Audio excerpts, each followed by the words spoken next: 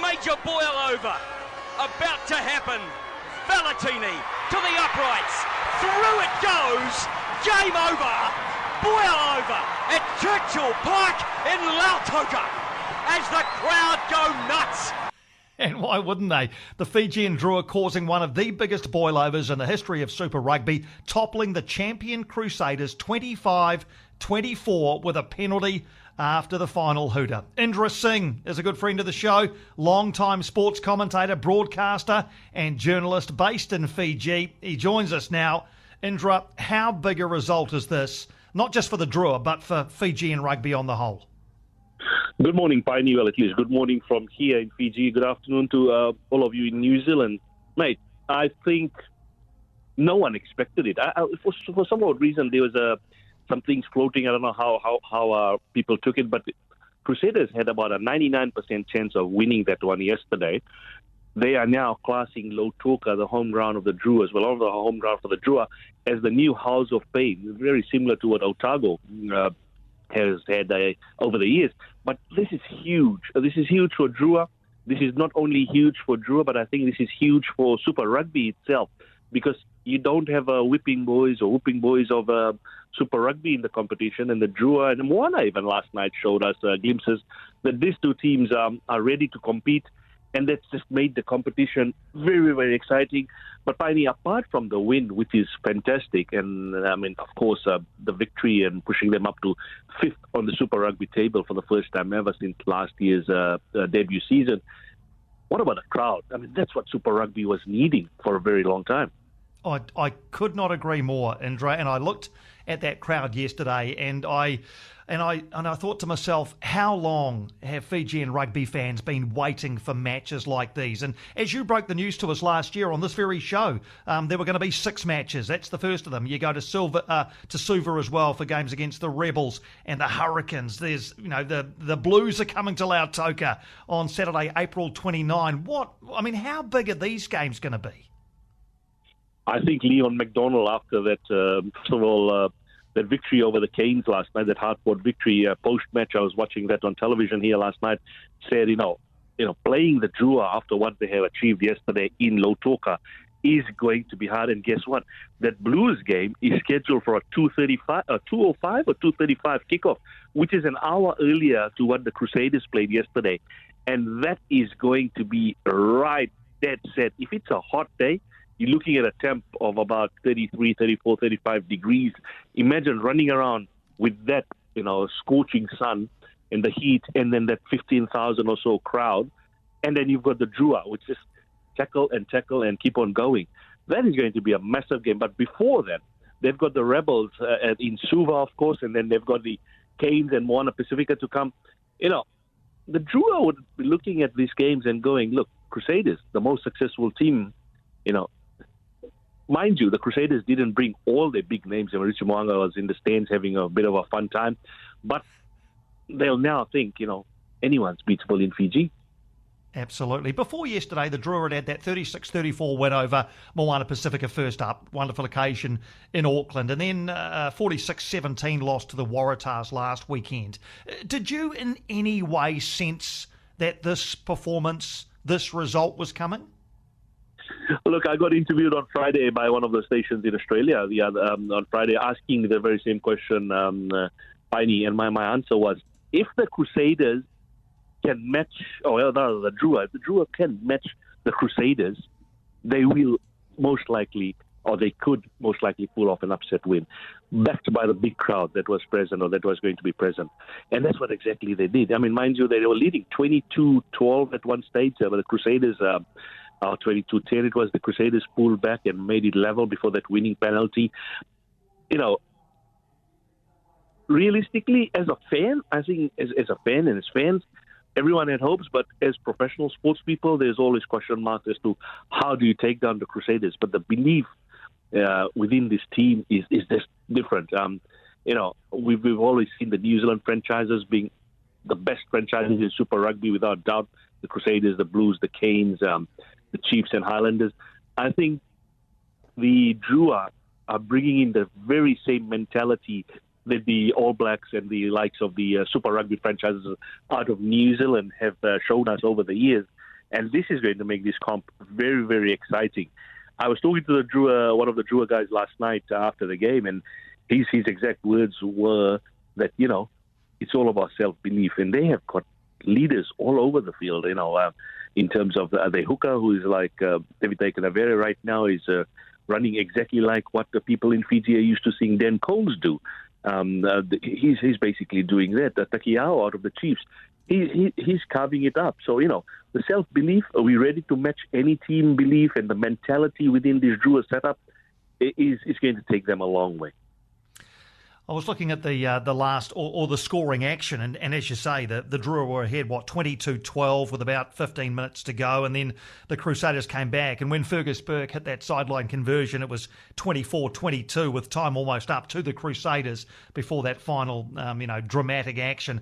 At that stage did you think, hey, well, this has been fun, we've almost done it, it's almost but not quite, it wasn't going to quite be your day?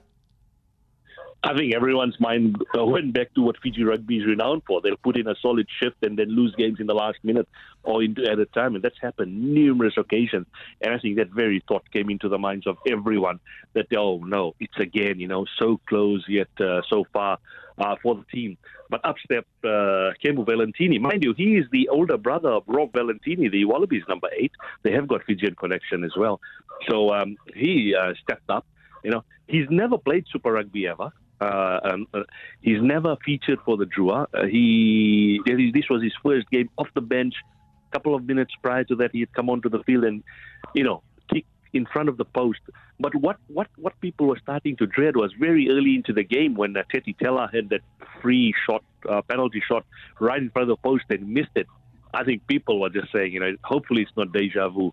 But Kemu Valentini, great kick right through the uprights.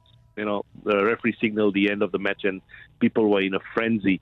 I think more or less the Crusaders were in a bit of shock. The other question, Piney, and look, with all due respect to Scott Robertson, one of the best coaches out of New Zealand rugby, did the Crusaders underestimate the Drua? With the type of team they fielded, perhaps a little more respect should have been shown, and the Drua have been performing very well. Perhaps they underestimated it and came back, came back to bite them a little bit later in that match. Yeah, and do you think that is used by teams like the Fijian Drua and Moana Pacifica as well, when they look at the team that the likes of the Crusaders and the Blues and all of the New Zealand teams put out, and they use these games sometimes to rest their players, and they might give other guys game minutes. Do you think? I mean, it's not going to happen now, I don't think, after this result. But do you think the Fijian players, look across and use that feeling of disrespect as motivation? Hands down, Piney. I've been with teams in the past, and I know what they talk about during the week in preparation for the games, etc. They look at the team sheet of the opposing team, and when you give them disrespect, this is the time that they, put it in their mind that they have to prove everyone wrong. I think the Crusaders, look, they're a champion outfit, Scott Robertson and that Crusaders team. But I just feel yesterday, the team that they fielded, you had the hooker Quinton McDonald, if I'm not mistaken, is the correct name that I'm getting here. Hasn't played Super Rugby for years, and he was thrust into that. He managed 2 tries, of course. Yeah, that's great. But to see him, and then you had only likes of the Barrett, and Barrett, of course, playing his 100th yesterday, and they also had Sam Whitelock and Sevu Rees out on the wing, and they lost a couple of the players early in the game. But apart from that whole squad, like Shea Fiaki at fullback, etc., are not regulars. You will not see the Crusaders field that team against the Blues or Hurricanes or the Chiefs, ever. So I think this gives a bit of a wake-up call to every franchise that will be playing the Drua, at least in Fiji, that you can't underestimate them. And, it's going to be a massive ask to beat the Drua, at least in Lautoka, under the heat. And the Blues and the Moana Pacifica are yet to come in Lautoka. And on a wider question, could this and should this flow over into the Fijian national side, Indra? Because we've got a Rugby World Cup coming up. Could this have a positive flow-on effect to the national team? I hope so, Piney. I mean, I'm not sure how well-versed you are with the ups and downs of Fiji Rugby at the moment. The Drua have been running very successfully as a professional franchise out of Nadi, but the Fiji Rugby Union has been having a lot of issues. They've just recently, the CEO went, and they had an acting CEO whose term expired supposedly on Friday. He's not there anymore. He wrote a long social media post about how players are not being treated well by the previous board and previous management, etc. There's a lot of who and ha. There's a lot of accusations from the women's team that played in the World Cup in New Zealand, which Fiji took part in for the first time, and also the Fijian and Drua. There's a lot of accusations that have been flying around there. There's investigations there. Then recently, you had the death of the 20-year-old kid who is in the Fiji under 20, was in the Fiji under 20s. And then with the Flying Fijians, you had Vern Cotter just get up and leave, taking some of the support staff with him. You've got Simon Rewa-Lui who's come in. How can he put together a team in the next 6 months or so when you're up against Wales and Australia in pool play?